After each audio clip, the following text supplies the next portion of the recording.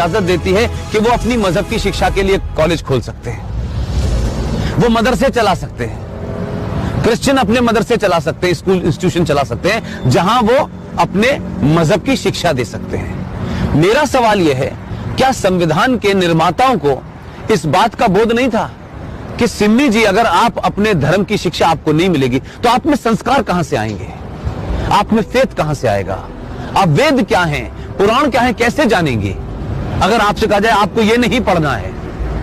और भारत में एक ऐसी सिविलाइजेशन जिसके 5000 साल का जो रिटन डॉक्यूमेंटेशन है, उसमें भारत का कोई भी आप दौर देख लें, कभी भारत की सनातन संस्कृति के मानने वालों ने दुनिया के किसी देश पे हमला नहीं किया। यह शब्द बलात्कार हमारी संस्कृति का हिस्सा नहीं था।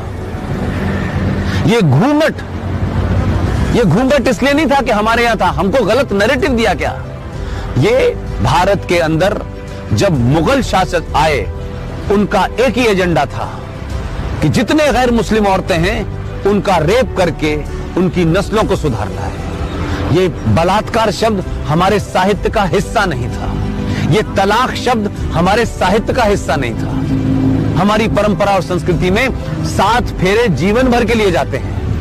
इस्लाम में शादी is a contract between 2 people, it's a business. आपने शादी मुझसे की और शादी करने के कुछ दिन के बाद आपको लगा कि मैं रहना नहीं चाहती, तो बिजनेस कॉन्ट्रैक्ट है, आपने कॉन्ट्रैक्ट कैंसिल कर दिया। तो आर्टिकल 30A भारत के संविधान से हटना चाहिए। इस देश के 90 से 95 करोड़ हिंदुओं को उनका शास्त्र क्या कहता है, उनका वेद क्या कहता है, इसकी शिक्षा की इजाजत देनी चाहिए। और मंदिरों के ऊपर जो हिंदू पैसा चढ़ाते हैं, यह भी एक लॉ है जो नहीं पता देश को। भारत के जितने भी मंदिर हैं उस पे जो पैसा चढ़ता है वो सरकार के खजाने में चला जाता है।